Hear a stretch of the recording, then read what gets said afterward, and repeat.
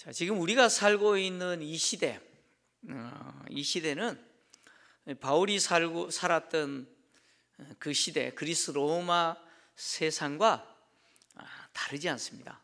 거의 판박입니다. 특히 이 성적인 타락은요, 그 시대나 지금 시대나 다르지 않습니다. 로마가 무너진 이유가 바로 성적인 타락 때문이다 라고 말하는 사람들도 있을 정도로 로마 제국은 성적으로 굉장히 방종했고 문란했던 그런 제국이었습니다.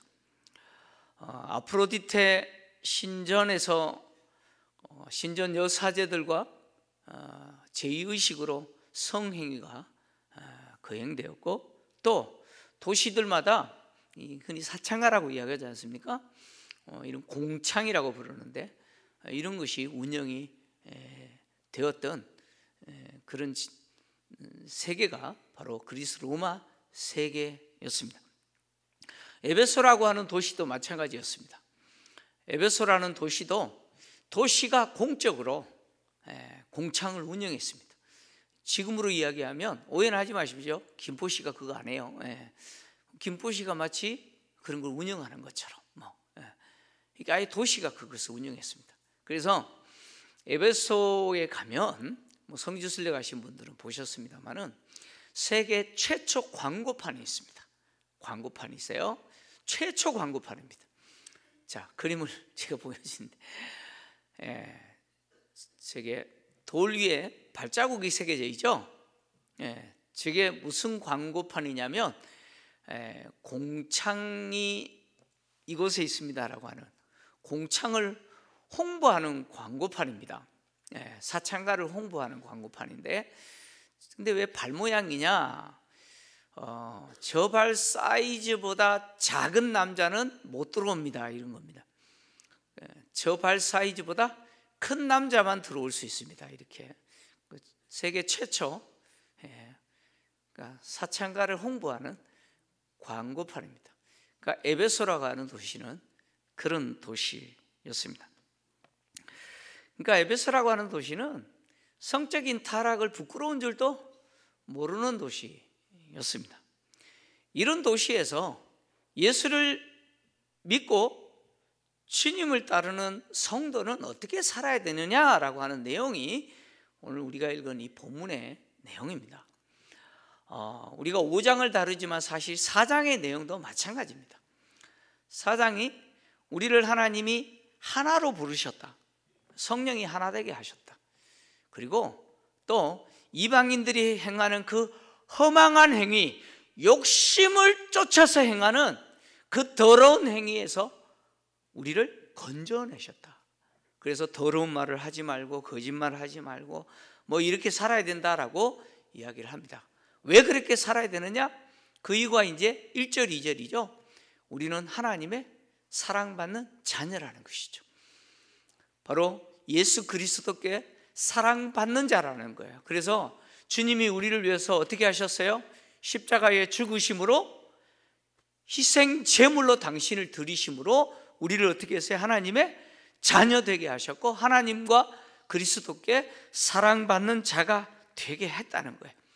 그래서 하나님을 본받는 자로 살아야 되는데, 하나님을 본받는 자로서, 하나님께 사랑받는 자로서 우리가 어떻게 살아야 되느냐? 특히 오늘 바울은 본문에서 성적인 오염과 관계돼서 아주 강하게 이야기를 합니다.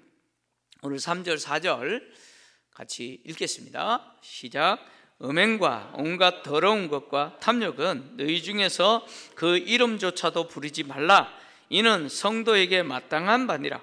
누추함과 어리석은 말이나 희롱의 말이 마땅치 아니하니 오히려 감사하는 말을 하라. 여기 보니까 음행이라는 단어가 등장하는데 이 단어가 헬러 포르네이아라는 단어입니다. 포르네이아라는 단어인데, 여러분 포르노그라피라고 하는 단어 아시죠? 이 단어에서 파생된 겁니다. 이 단어의 어원이 바로 포르네이아라는 단어입니다. 온갖 성적인 타락을 이야기합니다. 그게 음행이죠. 그리고 여기 온갖 더러운 것이라는 표현이 등장하는데, 이것은 부정한 생각으로서 성적인 욕망을 이야기합니다. 그리고 탐욕이라는 이 단어는 재물에 대한 탐욕뿐만 아니고 불타오르는 성적인 욕구, 정상적이지 못한 빗나간 성적 욕구를 이야기하는 단어입니다. 그리고 누추함과 어리석은 말이라는 표현이 등장하는데, 이것은 입에 올리기도 부끄러운 저속한 속된 말입니다. 더러운 말이죠. 그리고 희롱의 말이라는 표현이 등장하는데, 이 표현은 상스러운 농담입니다. 오늘날로 이야기하면 뭐냐면 성희롱입니다. 성희롱. 이런 것들이 그냥 당연시되었던 곳이 에베소라고 하는 세상이었습니다. 이거는 문제가 되지 않고 당연한 그런 언어 생활 그리고 행동이었습니다. 근데 성도들은 이런 것에서부터 벗어나야 됩니다. 에베소라고 하는 도시가 보여주고 있는 이런 이 성적인 타락에 성도는 동참하면 안 된다는 거예요. 왜요? 예수께서 십자가에 죽어주심으로 우리를 건져주셨다는 거예요. 그래서 우리로 하여금 하나님의 나라를 주셨다는 거예요. 그런데 이런 일에 참여하는 자들은 어떤 자들이냐? 바울은 아주 단호하게 이야기합니다. 하나님과 그리스도의 나라에서 기업을 얻지 못한다. 오늘 5절 6절입니다. 너희도 정녕 이것을 알거니와 음행하는 자나 더러운 자나 탐하는 자 곧 우상 숭배자는 다 그리스도와 하나님의 나라에서 기업을 얻지 못한다라고 얘기합니다. 누구든지 헛된 말로 너희를 속이지 못하게 해라. 이로 말미암아 하나님의 진노가 불순종의 아들들에게 임한다라고 했습니다. 바울은 음행하는 자, 더러운 자, 탐하는 자를 무엇과 연결시켰냐면 우상 숭배하는 자로 연결했습니다. 곧 우상 숭배자라고 그랬습니다. 여러분, 성적인 타락은 우상 숭배죠. 앞에서 말했던 것처럼 아프로디테 신전에서 신전 여사제들과 성행위를 합니다. 우상 숭배 행위예요. 죄입니다. 제사 행위예요. 음행과 더러움과 탐함의 행위죠. 그것이 우상 숭배라는 거예요. 그래서 음행과 더러움과 탐하는 것은 하나님을 지우고 그것을 하나님처럼 뭐예요? 사랑하고 하나님보다 더 사랑하고 그것을 숭배하는 것이죠. 그래서 그것이 곧 우상 숭배라고 말하는 것이죠. 이런 자들에게 대해서 하나님의 나라, 그리스도 하나님 나라에서 기업을 받지 못한다라고 했습니다. 이 말은 하나님의 나라에 들어가지 못한다라는 것이죠. 자, 이것이 성도들이 타락한 세상에 동조하지 못하고 그 세상의 그 유행과 흐름에 따라가면 안 되는 이유죠. 그 타락한 성적인 문란함에 그 물결에 휩쓸려 버리면 안 되는 이유라는 것이죠.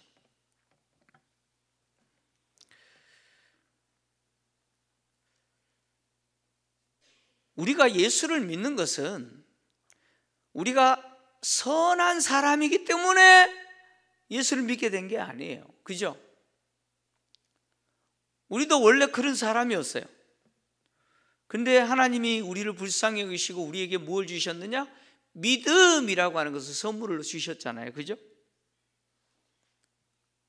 다시 말하면 성도들이 이런 에베소라고 하는 도시가 보여주는 이런 성적인 타락 행위에 동조하고 참여하면 구원 못 받는다 라고 지금 바울이 말하는 게 아니다, 그런 이야기예요.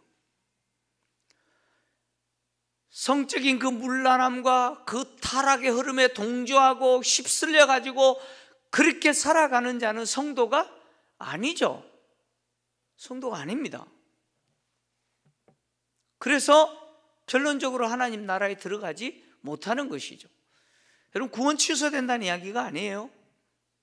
구원은 내가 믿고 싶어서 얻게 된 게 아니에요. 하나님 주신 선물이죠. 선물.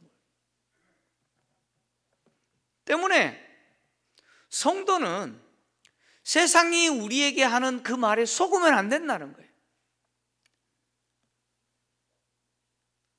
바울은 오늘 6절에서 누구든지 헛된 말로 너희를 속이지 못하게 해라 라고 이야기합니다. 그리고 너희들을 헛된 말로 속이는 자들이 누구냐? 바로 하나님의 진노가 임하는 불순종하는 아들들이라고 이야기했죠. 이 불순종하는 아들들은 누굽니까? 불순종하는 아들들은 누굽니까? 바로 사탄을 따르는 자들이죠. 여기 헛된 말이라는 말은 속이는 말이라는 뜻입니다. 속인다는 거예요. 불순종하는 아들들이 성도들을 속인다는 거예요. 근데 이렇게 불순종하는 아들들은 누구냐? 사탄을 따르는 자들이에요. 에베소서 2장 2절 이렇게 기록하고 있습니다. 같이 읽겠습니다. 시작. 그때에 너희는 그 가운데서 행하여 이 세상 풍조를 따르고 공중의 권세 잡은 자를 따랐으니 곧 지금 불순종의 아들들 가운데 역사하는 영이라. 여러분, 성도들에게 속이는 말을 하는 이 불순종하는 아들들, 불신자들이죠. 이들은 지금 누구를 따르고 있어요? 바로 공중의 권세 잡은 자, 사탄을 따르는 자들이라는 거죠. 요한계시록에서 우리가 보았던 것처럼 사탄은 용, 짐승이잖아요. 네? 뱀, 이 용은 어떤 존재였습니까? 속이는 자죠. 그래서 예수님이 사탄은 거짓말쟁이고 거짓의 아비라고 표현하신 거죠.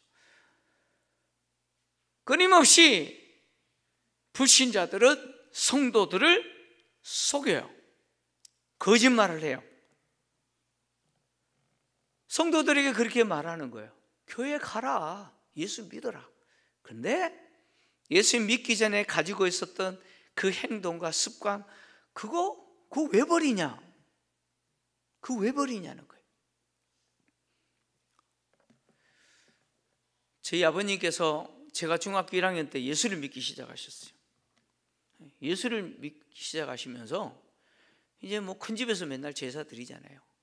1년에 12달 매달 제사 있고 명절 되면 제사 드리는데, 예수를 당신이 이제 믿기로 결심하셨다 보니까 제사를 드리는데 절을 하기가 좀 그런 거예요. 그래서 절을 안 하세요. 네, 절을 안 하세요. 그러니까 형님이신 큰아버님께서 아버지에게 예수 믿어라. 뭐 누가 교회 가지 말라는 거냐? 교회 가라. 근데 제사는 와야 되고 절은 해라. 예수 믿으라는 거예요. 예수 누가 묻지 말라는 거예요. 교회 가라는 거예요. 근데 뭐 더 하라고요?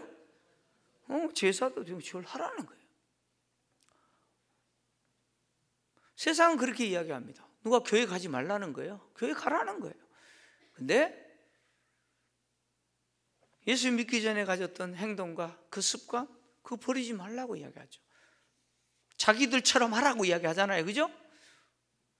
우리와 다르게 살지 말라라고 이야기합니다.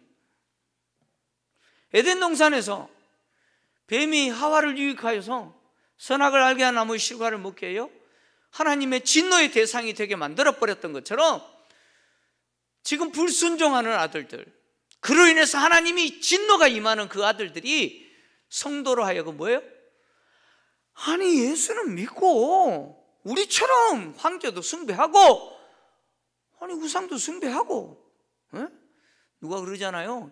예수도 믿고 하나님도 믿고 부처도 믿고 알라도 믿고 뭐 다 하면 좋잖아. 그죠? 이렇게 교묘하게 속인 말로 성도들을 유혹하는 거예요. 유혹하는 거예요. 그래서 바울이 지금 단호하게 이렇게 이야기하는 거예요. 하나님의 나라가 하나님의 나라에서 기업을 얻지 못한다. 그래서 그들을 따라가는 자가 되지 마라.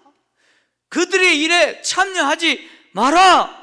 함께하는 자가 되지 마라 라고 이야기하죠. 과거에도 사실은 우리도 똑같았어요. 우리도 똑같이 그들과 함께 그것을 부끄러운 줄 모르고 했던 사람이잖아요. 근데 그런 우리를 하나님이 불쌍히 여겨주셔서 예수님이 십자가의 보혈로 우리를 어떻게 하셨어요? 새 사람 만들었잖아요. 완전히 새로운 피조물로 재창조하셨잖아요. 그래서 하나님의 진노의 대상이 아니라 하나님의 자녀가 되게 하셨고 빛의 자녀가 되게 하신 거죠. 그래서 오늘 7절에서 9절까지 바울이 이렇게 이야기하는 거죠. 같이 읽겠습니다. 시작. 그러므로 그들과 함께하는 자가 되지 말라. 너희가 전에는 어둠이더니 이제는 주 안에서 빛이라. 빛의 자녀들처럼 행하라. 빛의 열매는 모든 착함과 의로움과 진실함에 있느니라. 아멘. 성도는 빛과 어둠 이 둘 중에 하나를 선택해야 된다는 거예요. 이것도 저것도 아니다 없어요. 이거 선택하지 않으면 이거 선택하는 거예요. 둘 중에 하나를 선택해야 되는데 반드시 성도는 뭘 선택해야 된다는 거예요? 빛을 선택해야 된다는 거예요. 나는 빛을 선택하지 않는다. 그럼 어둠을 선택하는 거예요. 왜 우리가 빛을 선택해야 됩니까? 우리는 빛의 자녀이기 때문에. 그래서 빛의 자녀로서 우리의 삶에 무엇이 열매로 맺혀야 되느냐? 빛의 열매가 맺혀야 된다는 거예요. 그래서 빛의 열매는 뭡니까? 모든 착함과 의로움과 진실함에 있다 그러죠. 이 착함은 뭡니까? 하나님 앞에서 선이죠. 이 착함은 다르게 번역하면 선입니다. 선. 의로움은 뭡니까? 하나님 앞에서 깨끗함이에요. 깨끗함이에요. 진실함은 다르게 번역하면 진리입니다. 진리. 그러니까 빛의 자녀들인 성도 그리스도인들은 선을 행하고 말하는 자가 되어야 되고 하나님 앞에 깨끗한 자로 살아야 되죠. 그리고 예수 그리스도를 통해서 하나님이 우리에게 주신 이 진리 안에서 진리를 말하고 진리 안에서 살아야 돼요. 그 진리를 행하는 자들이 되어야 됩니다. 이것이 하나님이 예수 그리스도를 통해서 우리를 바꾸어 놓으신 우리의 모습이라는 것이죠. 주 안에서 우리는 빛인데 어둠의 일에 참여하는 것은 과거로 돌아가는 거잖아요. 그죠? 과거로 돌아가 버리는 거예요. 그래서 바울은 11절에서 열매 없는 어두움의 일에 참여하지 말고 도리어 책망해라 라고 이야기하는 거예요. 소극적으로는 어두움의 일에 참여하지 말라는 거예요. 근데 적극적으로는요, 그런 일을 하는 자들에 대해서 어떻게 하라고요? 책망해라 라는 거예요. 이 책망하라라는 이 단어는 무슨 뜻이냐면 폭로하라, 노출시켜라, 유죄 판결해라, 그런 뜻이죠. 왜 그래야 됩니까? 왜 책망해야 됩니까? 바로 그 어둠의 일이라고 하는 것은 은밀하게 행한 일이면서 또요, 말하기도 부끄러운 일이죠. 여러분, 에베소라고 하는 도시는 음행하는 일을 대놓고 했죠. 그죠? 부끄러운 것을 부끄러운 줄도 모르고 했어요. 그럼에도 불구하고 사람의 양심이 있잖아요. 그 양심이 때로는 살아있는 사람들은 그 일이 참 부끄러운 줄 아는 거예요. 그래서 성지순례 갔더니 가이드가 그렇게 이야기를 해요. 이 공창이요, 에베소라는 도시에 있는 공창이 바로 켈수스 도서관, 그 유명한 도서관 바로 앞에 있어요. 길 하나 사이에 두고 바로 앞에 있어요. 그 길에 아까 그 광고판이 있어요. 그래서 그 공창으로 바로 들어가기는 사람 보기가 부끄럽고 하니까 어떻게 하느냐? 도서관으로 들어가요. 도서관으로 들어가요. 그런데 그 도서관에서 그 공창으로 비밀스럽게 가는 통로, 연결 통로가 있어요. 부끄러우니까 도서관으로 들어가는 척 하면서 그 비밀 통로로 해서 공창으로 가는 거예요. 여러분, 어둠의 일이라고 하는 것은 참 은밀하게 하고 말하기도 부끄러운 일 아닙니까? 근데 그런 일을 하는 자들에 대해서 어떻게 하라고요? 참여하지 말아라. 이거 소극적인 거예요. 적극적인 건요, 폭로해라 라고 이야기합니다. 책망해라. 그 일이 부끄러운 일이라고 하는 것을 드러내버려라. 바울은 이렇게 이야기하는 거예요. 이렇게 책망받아야 될 대상이 누굽니까? 성도 중에 그런 일을 하는 사람들은 당연하겠죠. 근데 바울이 그것만을 이야기하는 게 아니에요. 교회 안에서, 도시 안에서, 국가 안에서 그렇게 하는 자들이 정말 부끄러운 짓을 하고 있다고 하는 것을 너희들은 드러내는 자가 되어야 된다. 폭로하는 자가 되어야 된다. 책망하는 자가 되어야 된다라고 지금 말하고 있는 것이죠. 왜 그렇게 해야 됩니까? 여러분, 빛이라고 하는 것은 숨길 수 없는 거예요. 빛은 드러나게 되어 있는 것이죠. 우리는 빛의 자녀죠. 그래서 그런 것들을 폭로하고 드러내야 된다는 거예요. 교회가 해야 될 사명이요, 역할이라는 것이죠. 오늘날 우리가 살고 있는 이 대한민국이라는 이 사회의 현실은요, 그야말로 문화전쟁이죠. 다르게 이야기하면 문화혁명이죠. 진리전쟁입니다. 성오염의 문화가 지금 휩쓸고 있습니다. 여러 도시에서 지금 벌어지고 있는 이 동성애자들의 축제, 퀴어 축제, 인권, 문화라고 하는 가면을 쓰고 여러분 그 부끄러운 짓을 당당하게 주장하고 있죠. 성혁명이라고 하는 이 문화혁명의 쓰나미가 지금 밀려오고 있어요. 동성애자들이 성소수자라고 하는 고상한 용어로 표장하고 인권을 보장받아야 된다고 하면서 자신들의 부끄러운 행위를 뭐예요? 부끄럽지 않게 드러냅니다. 자랑스럽게 여기고. 근데 이렇게 할 수 있는 이유가 뭔지 아십니까? 그 이유가 법과 제도가 무너졌기 때문이에요. 법과 제도가 무너졌기 때문이에요. 여러분, 간통죄가 폐지되어 있지 않습니까? 그죠? 간통죄가 폐지됨으로 인해서 여러분 불륜이 판을 치는 세상입니다. 여러분, 드라마 소재에 불륜이 없으면 재미가 없죠. 근데 드라마 내용은요, 아무것도 안 해요. 세상은 더 심각합니다. 이제는 성적 지향이라는 용어로 성을 본인이 선택하게 합니다. 생물학적 성이 아니고 성을 본인이 선택해야 된다. 이게 사회적인 성인 젠더 개념이에요. 근데 이게 얼마나 무서운 것이냐면 오전에는 남자로 살다가 오후에 나 여자야 그러면 여자인 거예요. 그 여자 화장실에 갈 수 있어요? 여자 목욕탕에 가요. 여자 목욕탕에 갔어요? 여자들이 난리 났어요? 그래서 신고했어요. 그러면 어떻게 되느냐? 나 여잔데 나에게 수치 줬어요. 수치 줬어요. 그러면 차별금지법이 제정되면 그 근거에서 뭐예요? 신고한 자는 처벌받아요. 여러분, 차별금지법은 두 가지 개념이 있습니다. 개별적 차별금지가 있고 포괄적 차별금지가 있습니다. 개별적 차별금지는 개별적으로 차별하지 못하도록 하는 법입니다. 그죠? 이 법은 지금 시행되고 있어요. 시행되고 있어요. 장애인을 비롯하여 시행되고 있습니다. 근데 이 포괄적이라고 하는 것이 굉장히 무서운 거예요. 이거는 모든 것이에요. 이 포괄적 차별금지법의 목적이 뭐냐면 바로 이 생물학적 성 개념을 지우는 거예요. 지우는 거예요. 그래서 여러분, 이 법이 제정된 나라들이 얼마나 지금 심각한지 아셔야 됩니다. 캘리포니아 같은 경우는 유치원에서 아이들이 남자인지 여자인지 막 혼동스럽잖아요. 그래서 집에 가서 엄마 아빠한테 내가 남자 같아, 내가 여자 같아 그러잖아요. 그 부모가 아니야 너 남자야, 너 여자야 라고 하면 처벌받습니다. 캐나다 같은 경우는 여자 옷을 입고 남자 선생님이 학교에 오고요, 남자 옷을 입고 나 남자라고 이야기하면서 교단에서 아이들 가르치는 선생님들이 있습니다. 여러분, 지금 대한민국도 마찬가지예요. 대법원에서 동성결혼에 대한 건강보험 피부양자 인정하는 판결을 내렸습니다. 이 판결의 근거에서 동성애자들이 우리나라의 법과 규칙들을 다 바꿔야 된다는 거예요.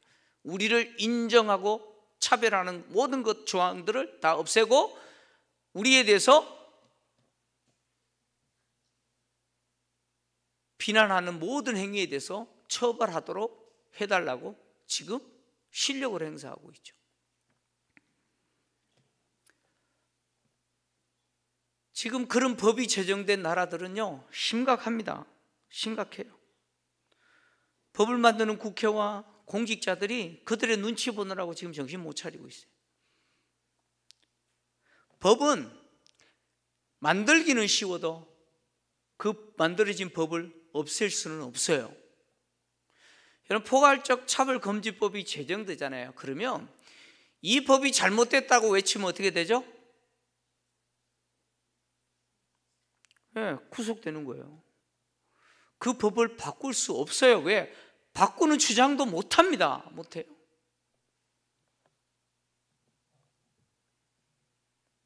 그래서 이런 법이 만들어진 세상은 어떻습니까?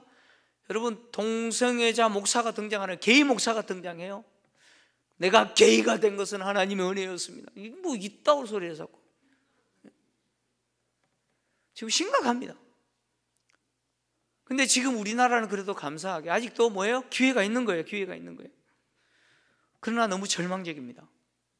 너무 절망적이에요. 마지막 골드타임 놓쳐버리면 우리도 그런 세상 됩니다. 그런 세상 돼요. 지금 광화문에서 연합예배 드리는 것은 어쨌든 하나님께서 이것 좀 막아달라고 마지막 교회가 연합하여서 몸부림치는 거예요. 성도들 중에 그런 생각하시는 분들도 있을 거예요. 공감은 됩니다. 이거 태극기 집회가 뭐가 다르냐? 근데요, 이 모임은 어떤 정치적 구호도 없습니다. 어떤 정치적 단체도 관여하지 없습니다. 오직 하나님 앞에 정말 예배드리고 그리고 하나님께 목 놓아 부르짖는 기도 모임입니다. 그리고 또 어떤 분들은 그래요. 이거 기독교가 세력을 과시하는 게 아니냐. 아니, 지금 나라가 무너지게 생겼는데 지금 이것이 세력 과시하는 겁니까? 지금 이 나라 살려달라고 교회들이 연합해서 지금 기도하는 건데. 그리고 교회들이 뭐 그렇게 한다고 해서 제정될 법이 안 제정되냐? 뭐 그럴 수 있겠죠, 그죠? 교회가 이렇게 기도해도 뭐 법이 시행되고 제정되고 시행될 수도 있겠죠. 그러나 우리는 할 수 있는 데까지 어떻게 해요? 해야 되는 거예요. 그렇게 해야 돼요. 유럽 교회가 무너진 이유가 그것 때문입니다. 유럽 교회 목사님들이 한국 와서 하는 이야기가 그겁니다. 지금 막아야 됩니다. 지금 막아야 됩니다. 우리는 그렇게 못했다는 거예요. 우리는 그때 이렇게 될 줄 몰랐다는 거예요. 그래서 유럽 교회가 지금 한국 교회를 보고 있는 것이죠. 우리 자녀 세대들에게 신앙생활할 수 있는 좋은 환경 만들어줘야 되는데, 여러분, 유치원에서 자기가 성을 선택하게 만들고 학교에서 동성애가 정상적이고 아름다운 사랑이라고 가르치기 시작하면, 그게 의무가 되면 우리 아이들 교회 못 와요. 교회 올 수 없어요. 교회 문 닫아야 됩니다. 다음 세대에게 우리 신앙 물려주겠다고 교회 건축하는데 세상이 지금 어떻게 돌아가는지 우리는 모르고 있어요. 지금 정신 차려야 되는데 모르고 있어요.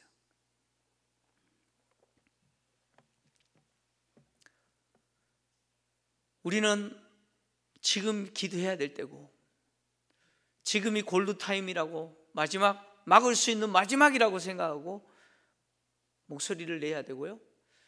저는 우리 성도님들이 자녀가 있으면 자녀를 데리고 가셔야 돼요. 그게 자녀를 위한 올바른 신앙 교육이에요. 뭐가 신앙 교육입니까? 이제는 차든지 뜨겁든지 해야 돼요. 이도 저도 아닌 거, 여러분, 성도의 모습이 아니라는 거예요. 지금 나라가 망해가고 있는데 우리가 이렇게 있으면 안 된다는 것이죠. 여러분, 기도해야 되고요.